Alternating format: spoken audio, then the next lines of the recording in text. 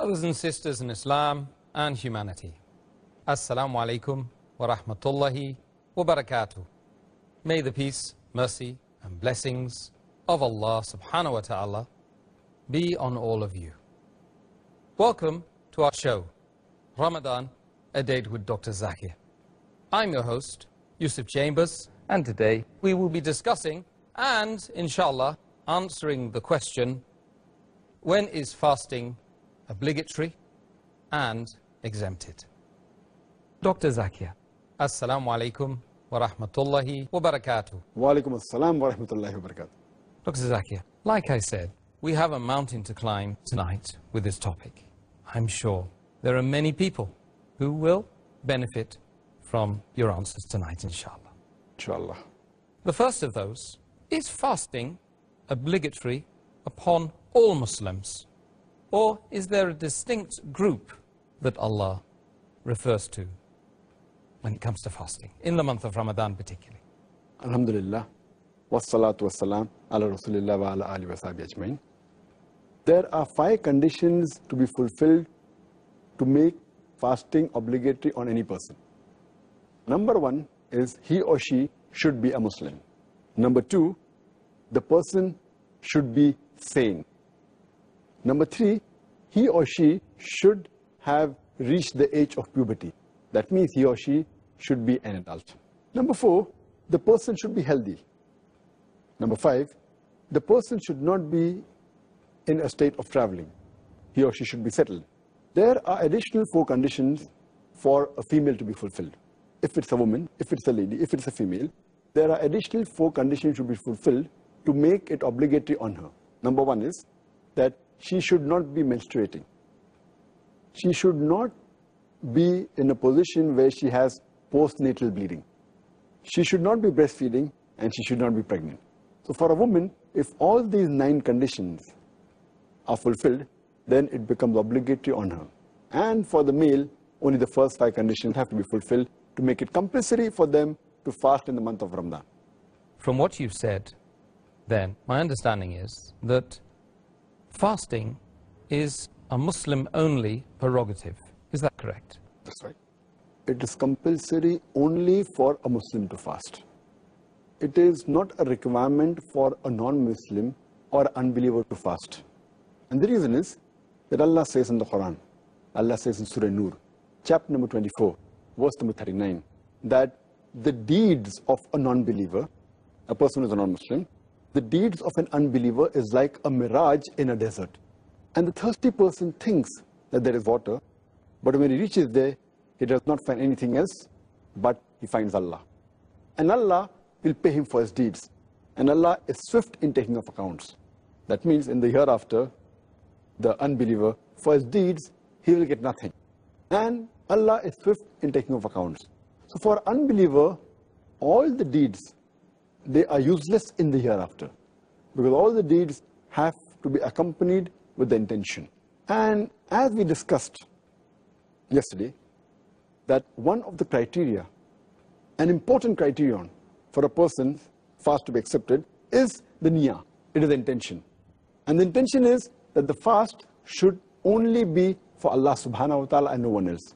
So if a non-Muslim, if an unbeliever who does not believe in Allah subhanahu wa ta'ala, where is the question of him doing the niyyah, doing the intention of fasting for Allah subhanahu wa ta'ala? So that's the reason it is not required for unbeliever to fast. If he fasts without the intention, it will just be like anything else. It will not be an act of worship. It will not be a fast as is considered in Islam. So therefore, the niyyah, the intention is very important. So for unbeliever, any act of worship, until he has faith, until he believes that there is only one Allah subhanahu wa ta'ala, unless he says the kalama, La ilaha illallah Muhammad Rasulullah, that there is no God but Allah, and Prophet Muhammad, peace be upon him, is the messenger of Allah, all the acts of worship, they are useless for the hereafter. But the moment a non-believer, a person who is not a Muslim, he accepts Islam, for him it becomes obligatory. If he accepts Islam in the middle of the month of Ramadan, from that moment onwards, fasting becomes compulsory for him. But the past, Allah will not take into account. Allah says in the Quran, Allah says in Surah Anfal, chapter number 8, verse number 38, that say to the unbelievers that if they start believing, the past will be forgiven. That means the moment a non-Muslim accepts Islam, all his past sins will be forgiven. But the moment he accepts Islam, from that time it becomes obligatory on him to fast. Well, I myself fasted half of Ramadan without being Muslim. So now I know the answer. Now I'd like to come to the age of maturity, the coming of age, as we say in the West.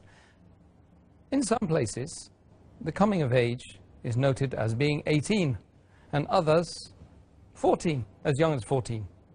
What does Islam specify as being the coming of age?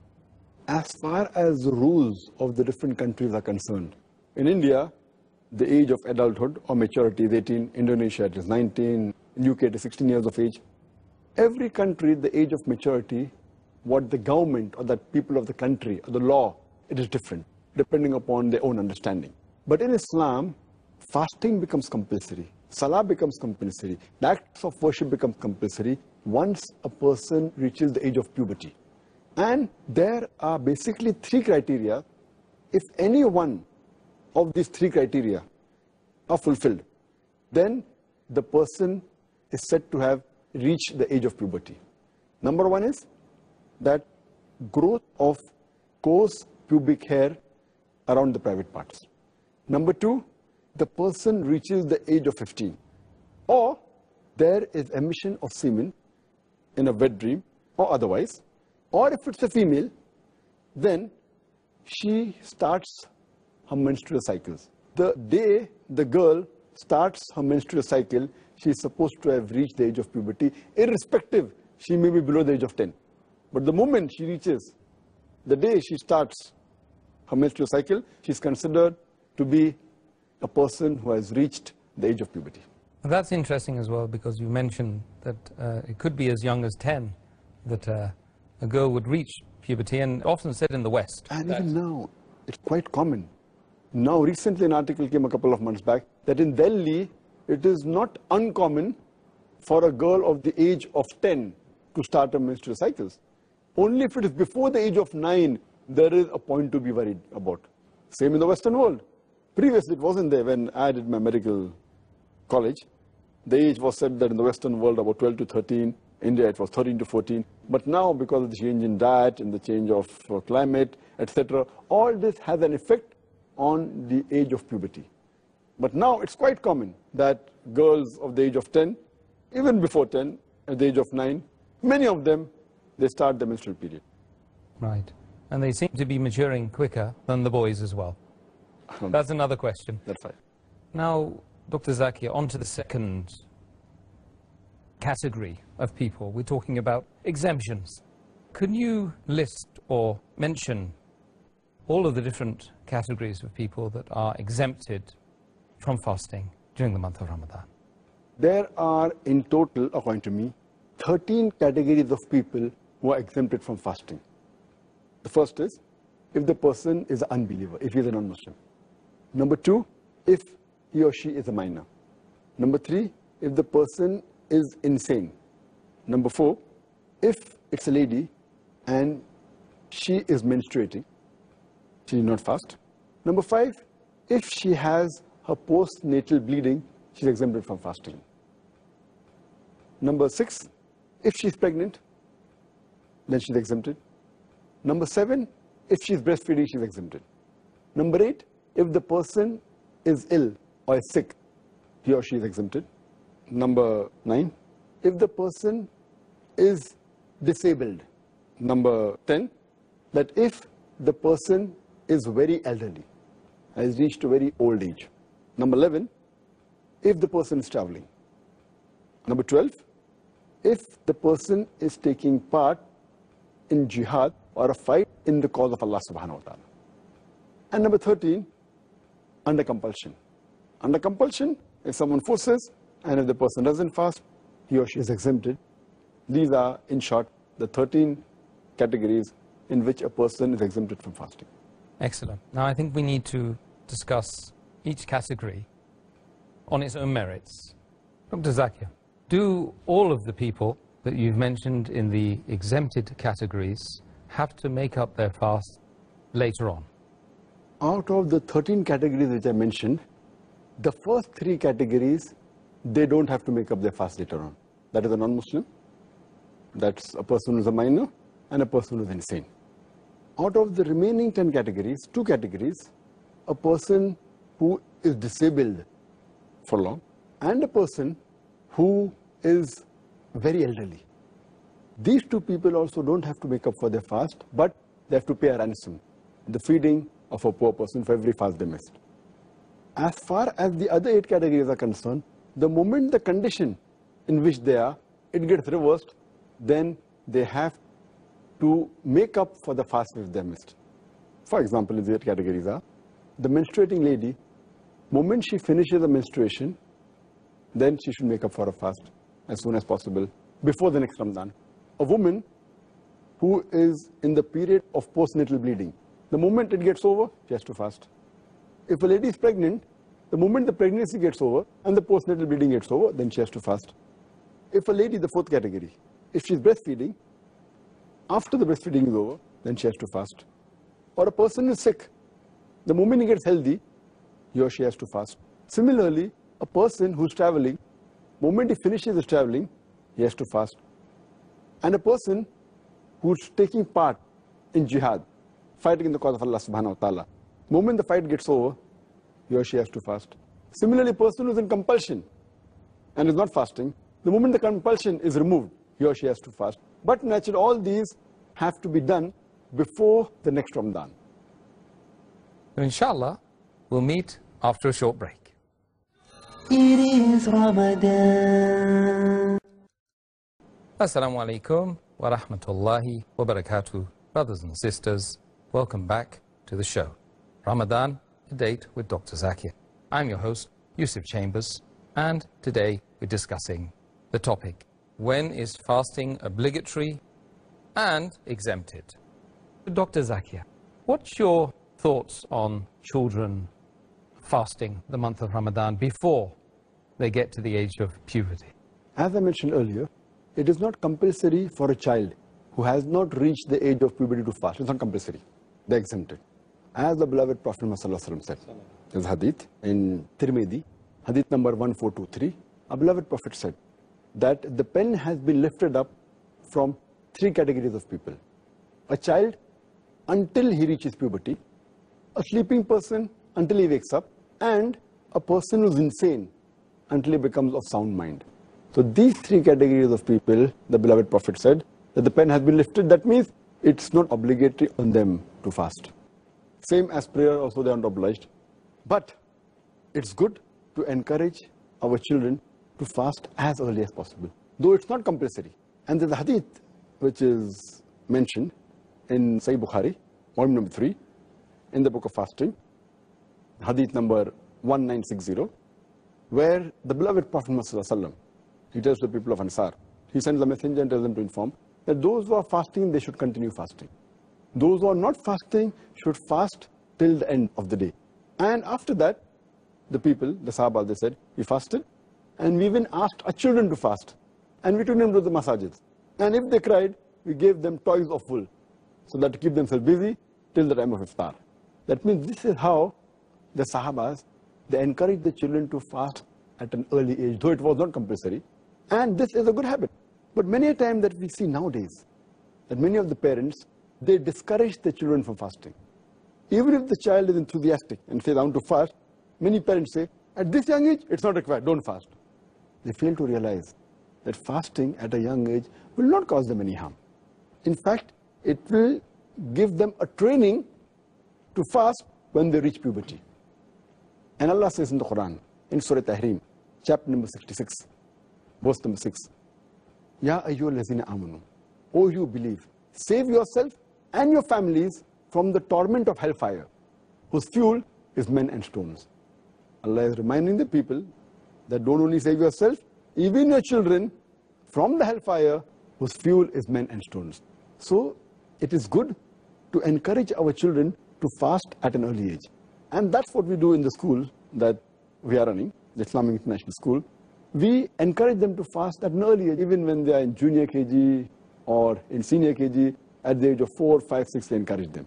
And at this age, the age of 4, 5, 6, we say that the person who fasts the maximum in the class will get a gift, will get a reward. And that encourages them. And when they reach standard first, that is approximately the age of 6, alhamdulillah, most of the children fast the full month. And by the time they reach standard third, that's about 7, 8 years, almost all of them fast the full month of Ramadan. Though it's not compulsory. So alhamdulillah, and when they see other children fasting, imagine most of the parents, they tell them that, oh, it's not required, but the children, they force that we want to fast because of competition, because of seeing their friends, all of them fasting. So if they don't fast, they feel ashamed, though it's not a fard on them. But the atmosphere you create, we don't tell them it is fard to fast, but the atmosphere of competition, the atmosphere of loving each other and loving the religion, loving Allah and His Rasul. So in this way, alhamdulillah, like it is said in a hadith, Muhammad Sallallahu Alaihi Wasallam said, mentioned in Tirmidhi, that when a child reaches the age of 7, we should teach him to offer salah. And at the age of 10, you can even use force. So that means scholars say, you can do the same thing even for fasting. But we start at a much earlier age, but it is not force that we use love, affection, and gifts and rewards. And alhamdulillah, it has a tremendous effect on the children. Oh, that's beautiful. Next question, very important one. One of the categories, you've mentioned an insane person is exempted. Why is this? The insane person is exempted because the same hadith that I quoted earlier, our beloved Prophet Muhammad Sallallahu Alaihi Wasallam said, it's mentioned in the hadith of Tirmidhi, hadith number 1423, that the pen is lifted from 3 categories of people.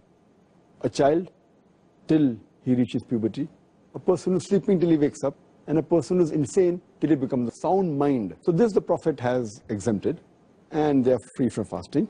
The reason is because one of the criteria for the fasting to be accepted is niyyah, is intention. And intention can only be made by a person who's sane, who's sound in mind.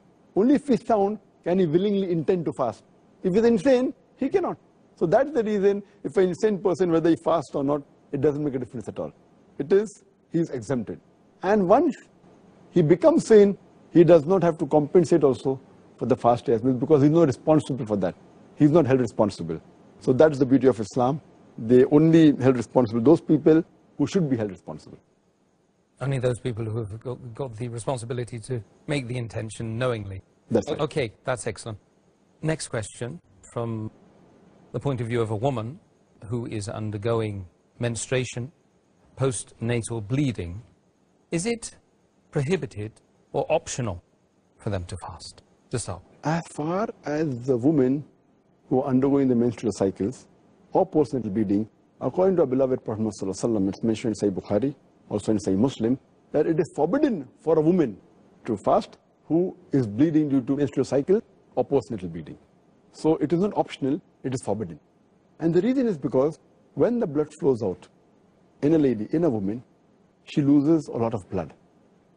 And on top of that, if she fasts, it will not be good for her health. So Allah subhanahu wa ta'ala, it is His mercy that He has exempted them and made it compulsory not to fast, otherwise it may be damaging for the health. And Allah subhanahu wa ta'ala does not want to overburden any of the human beings. So that's the reason they are exempted from fasting. And even in the middle of the day, if the menstruation begins, they have to break their fast. Even if it begins a few minutes before sunset, they have to break their fast. But they have to compensate later on. But if they're undergoing the menstrual period, and if the period stops just before Fajr, even if they did not have a bath, they can start their fast. But if it ends even a few minutes after Fajr, they cannot fast. They have to break their fast, and they have to compensate later on. Okay.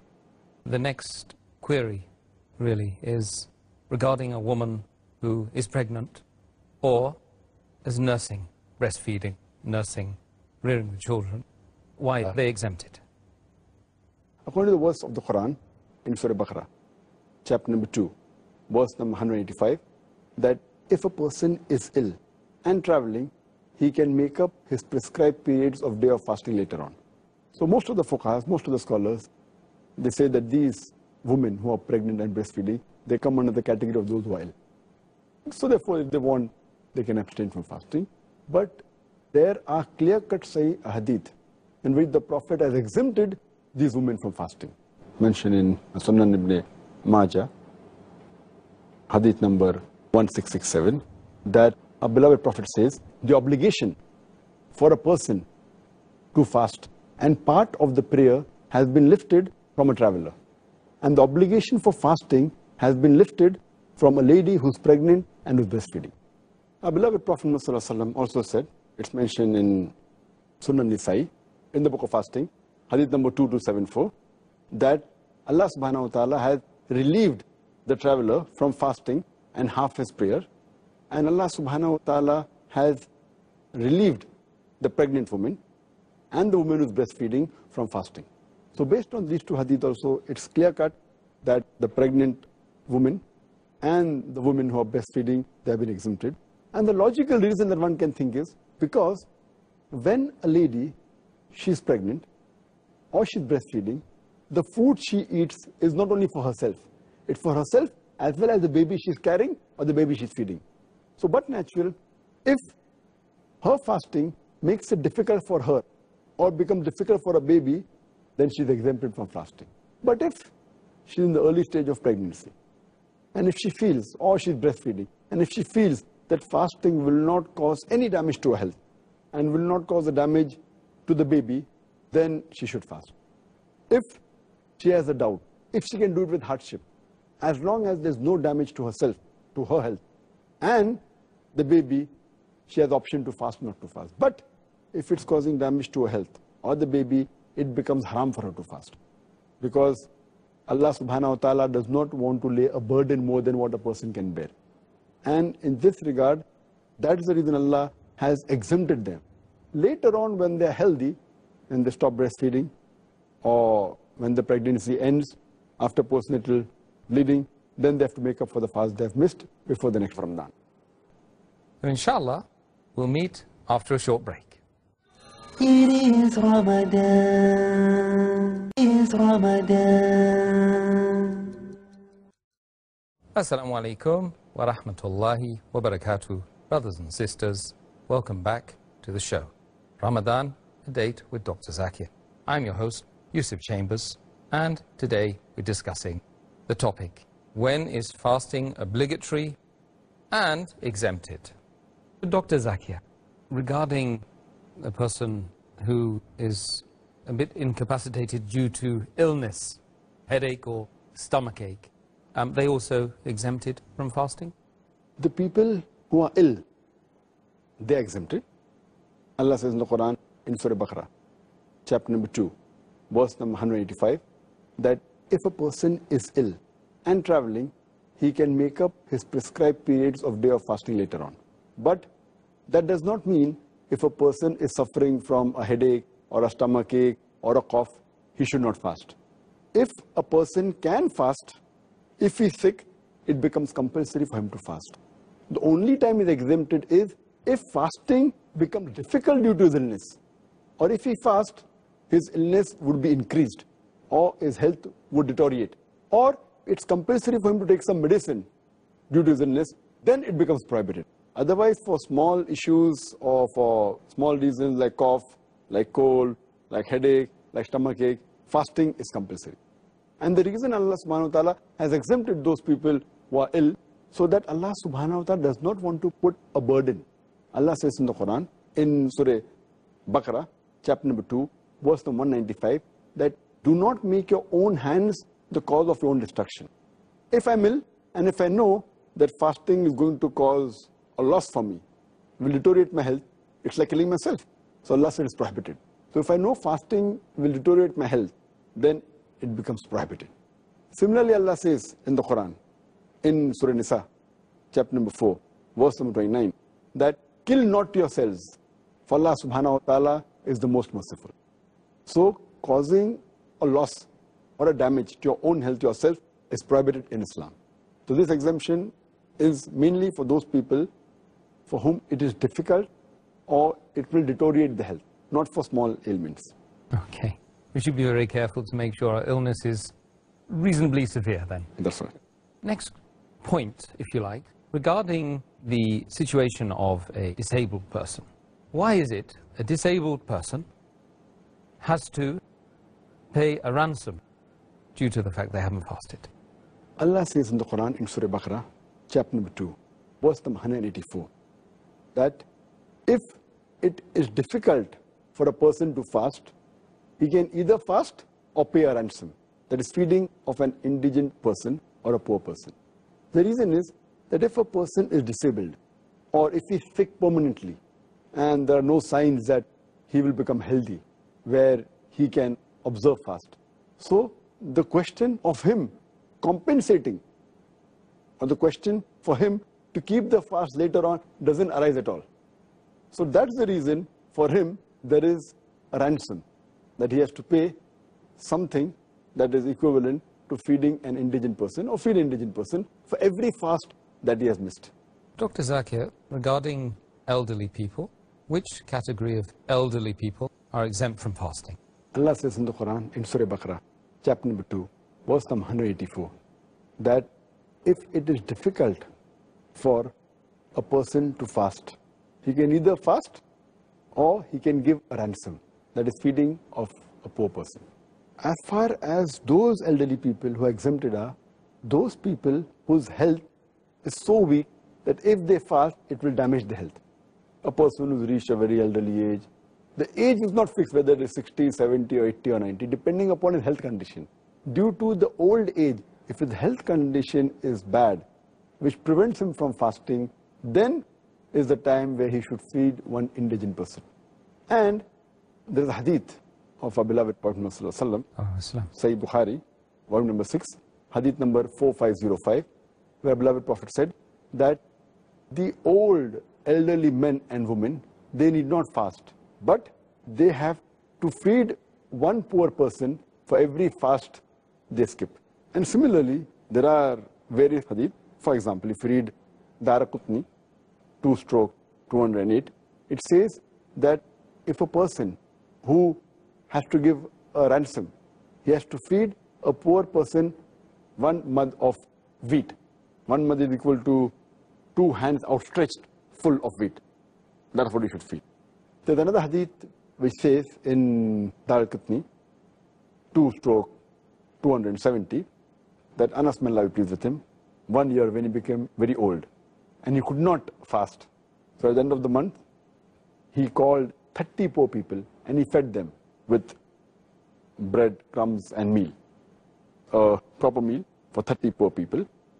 So it means that for every fast you miss, you should feed one poor person.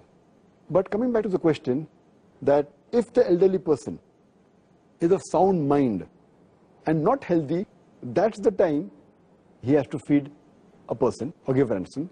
But if a person is elderly and he becomes insane, if he's not of sound mind, then he doesn't have to fast, he's exempted, neither does he have to give any ransom, neither he has to compensate, because he is like a child, as our beloved Prophet said earlier, which I mentioned, that the pen has been lifted on 3 categories of people.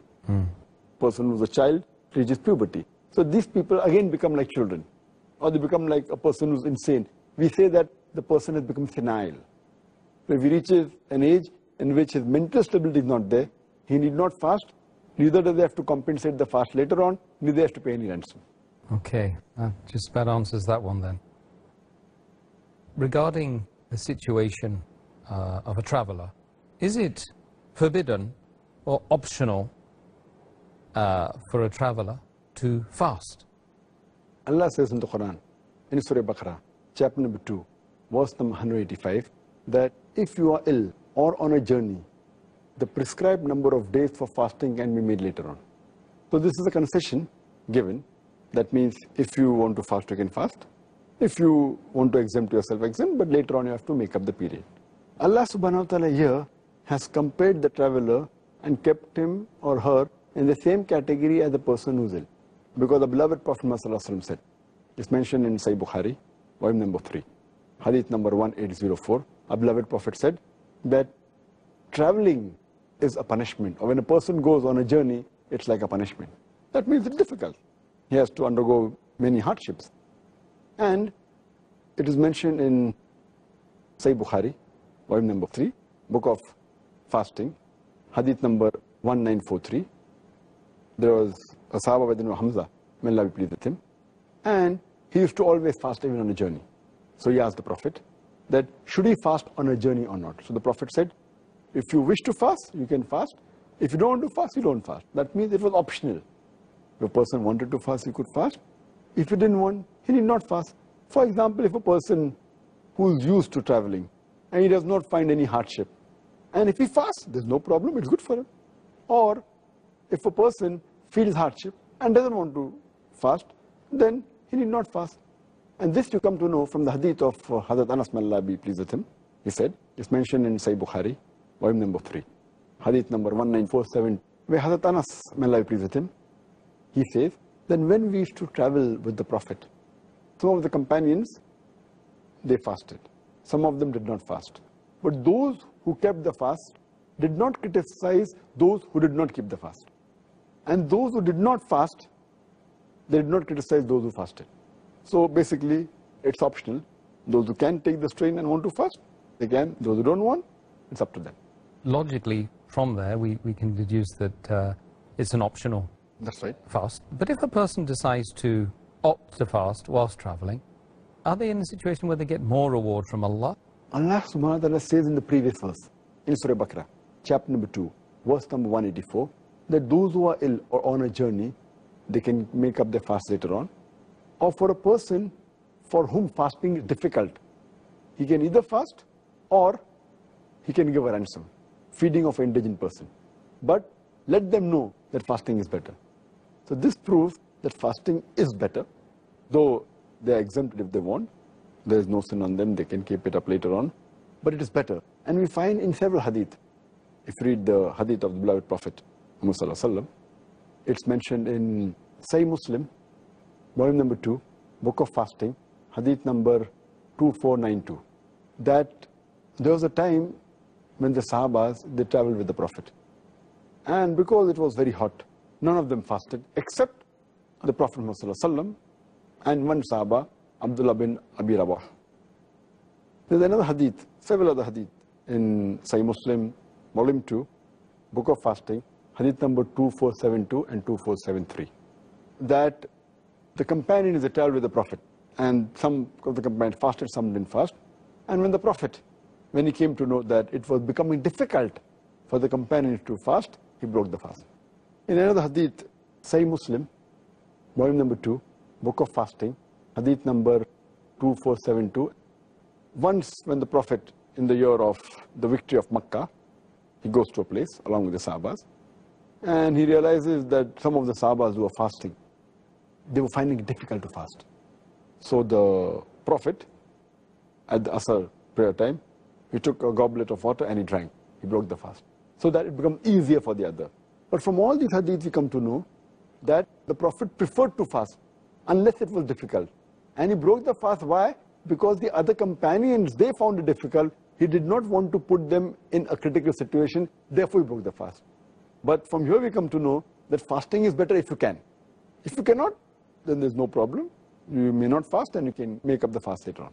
Further, we come to know that it is preferable to fast. Why? Because if a person delays his fasting, if he's traveling, and God forbid, if his life comes to an end or whatever it is, then that would yet be a thing which is left for him to do, a farais. So if a person can fast while traveling, it's preferable that he fasts. And furthermore, when you're traveling in the month of Ramadan, even the people around you, they fast. So it's easier in that sense. When you come back home and the month of Ramadan is over, and if you individually want to fast and no one else is fasting, it becomes many a times difficult. So that's one of the reasons also, that if you can do it with the hardship and fast while traveling, it's better, and even thawab is more. Excellent. So inshallah, we'll meet after a short break. It is Ramadan. Assalamu-alaikum wa rahmatullahi wa barakatuh. Brothers and sisters, welcome back to the show. Ramadan, a date with Dr. Zakir. I'm your host, Yusuf Chambers, and today we're discussing the topic, when is fasting obligatory and exempted? Dr. Zakir, why is a person that is partaking in jihad exempted from fasting? When a person is taking part in jihad, but natural fasting will make him weak, and he will not be able to perform that well in jihad while fighting the way of Allah subhanahu wa ta'ala. That is the reason the beloved Prophet said, it's mentioned in Sahih Muslim, volume number 2, chapter number 420 in the book of fasting, hadith number 2486, that when Prophet Muhammad was going for jihad, he told the Sahabas that we are approaching the enemies. And if you don't fast, it will make you stronger. So break the fast. After this statement, some of the Sahabas, they broke the fast. Some of them yet continued fasting. The next time they stopped, the Prophet said, fasting will make you weak. If you don't fast, you'll be stronger. So break your fast, and I command you, you break it. That's the time when everyone broke. So therefore, but natural, when we fast, we make ourselves stronger. So we can fight in the way of Allah subhanahu wa ta'ala in a better way. And there are more chances of victory, inshallah. Okay, excellent. Dr. Zakir, we've received, as you are aware, thousands of questions from our viewers relating to the topic of Ramadan, and particularly when is fasting obligatory and exempted. So we've got a number of questions we've got to get through now. First one is from one of our viewers, and he asks the question, what is the maximum number of days as a traveler that he can stay in a given city continuously and be exempted from his fast? For instance, he goes on to say, if he's a student, he's giving the game away here, if he's a student and he's traveled abroad for 2 months, is he exempted from his fast in Ramadan? Most of the scholars, what they say, that what is the ruling for Salah?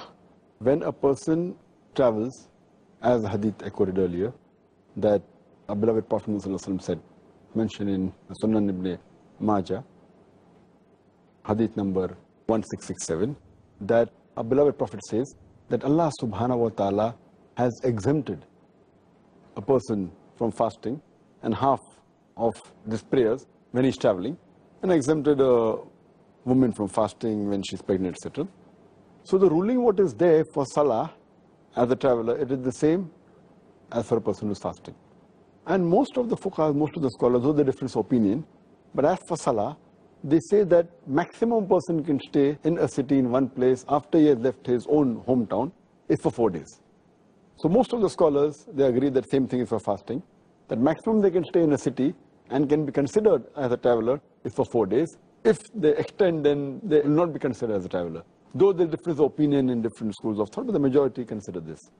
Coming to the second part of the question, that if a person goes for studies and stays in a foreign land, maybe for 2 months or 3 months or several months together, will he be considered as a traveler? No. In this condition, he's staying for a long time, for months together. As far as fasting is concerned, he will have to fast all the obligatory fast of the month of Ramadan. Next question. If a fasting person, he's been fasting the whole day, decides to travel in the afternoon, he starts his travel in the afternoon, is it compulsory on him to break his fast, or is it optional? What is the best solution for him? If a person starts the travel midday or in the afternoon, and if he's in the hometown till afternoon, it becomes fard for him to keep the fast, at least at that time. Only time a traveler is permitted to break the fast is when he leaves the hometown. If he decides that he's going to leave in the afternoon, it's not possible that he does not fast in the morning. He has to fast in the morning, because there can be change of plans. If he decides in the afternoon, he may change his plan, so then it will be a sin on him. So if a person is traveling, the only time he can break the fast is when he leaves the city limits. Until he hasn't left, he should not break. So if he leaves the city limits in the afternoon, he is permitted to break, not that he should break. But if he feels there's no hardship, he can continue fasting and complete his fast. It's optional on him. Okay, excellent. Next question is from one of our viewers who's a pilot, and he considers himself to be in a perpetual state of travel. Every day he's traveling on the plane, long distances. And he's asking, is he exempted, therefore, from all fasts? If a person's profession is such that he's a pilot, or if he's a sailor and he has to travel, and if he leaves his hometown and if he's gone away, so but naturally he's considered as a traveler. He's exempted from fasting, but he has to make up his fast before the next of Ramadan. So if he travels a lot, then he'll have to fast in the holidays, whatever holidays he gets, and when he's stationed in hometown. So if he does not want to fast, he's exempted, because he's considered as a traveler, but he'll have to make up the fast as soon as possible before the next Ramadan. Unless he's traveling on a very long flight, maybe from India to New York, which is more than 12 hours. But if the flight is a short flight, I don't think so there'll be problem. Okay. Next question is from a person who usually works or he usually stays in Saudi Arabia.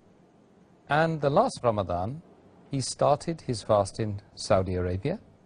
And Saudi Arabia has a difference of 2 days, or it did last year anyway, from India, which is his hometown. So he came to his hometown, and by the time he'd reached, he'd already fasted 2 days in Saudi Arabia.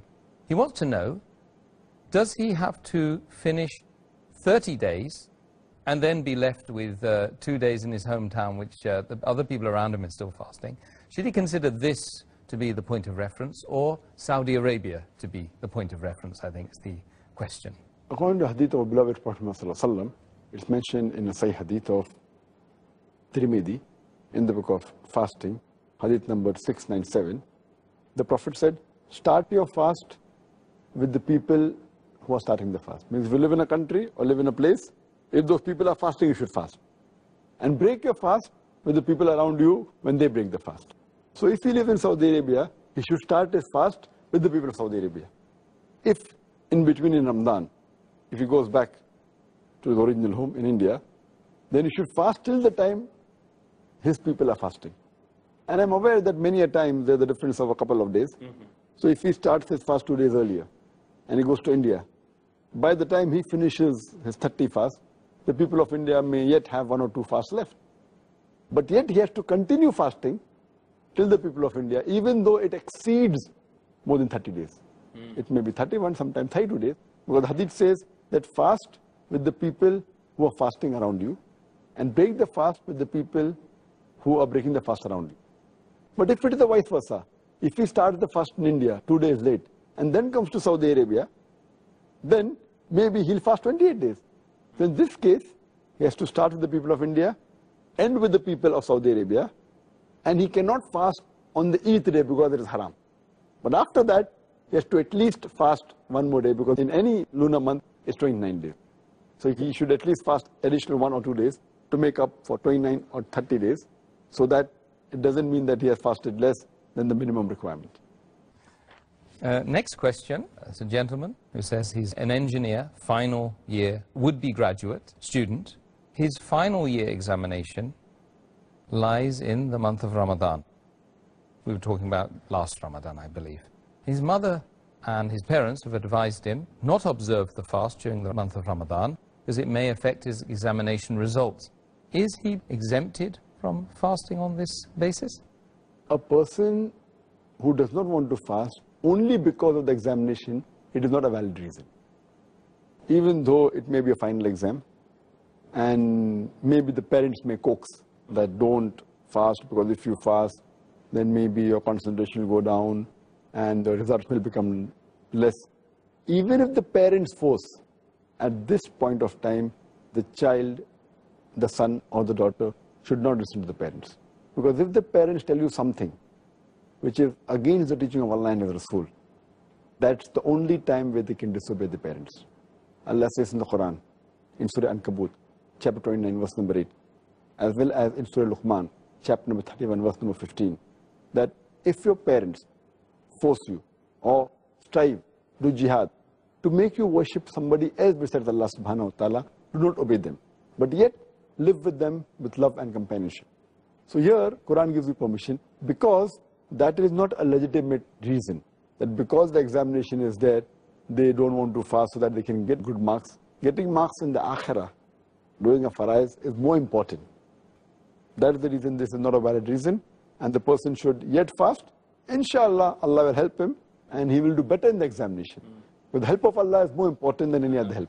And Allah says in the Quran, in Surah Al-Imran, chapter number 3, verse number 160, if Allah helps you, none can overcome you. If Allah forsakes you, who will then who can help you? So let the believers put their trust in Allah subhanahu wa ta'ala. So my advice is that even if it's examination, let them fast. Inshallah, the concentration will be better and they'll get better marks, inshallah. More taqwa and trust in Allah. That's the answer. Good. Another question relating to travel and fast. What's the minimum distance of travel during which are exempted from fasting? This is the same answer as for Salah. What is the distance considered for a traveler so that he can do qasar in his Salah, shorten his Salah? Is the same for fasting. To the difference of opinion, but the majority of the scholars, they say it is 16 farsak. Each farsak is for 3 miles. So it is more than 48 miles if a person travels. Or if a person travels more than 80 kilometers, he is considered as a traveler. But some scholars say it's 83, some say 84 kilometers. So to be on the safe side, more than 80 kilometers, more than 84 kilometers, a person is considered as a traveler. But the basic thing is, he should not be in his own hometown. There are some cities which are very large, and the distance from one end of the city to the other end can be more than 84 kilometers. Then he's not considered as a traveler. He should be in a foreign city. So, Dr. Zakir, we've reached the end of another show, and alhamdulillah, I'm so glad that we were able to answer some of the viewers' questions. It was so nice, and such nice answers, and very succinct as well, alhamdulillah.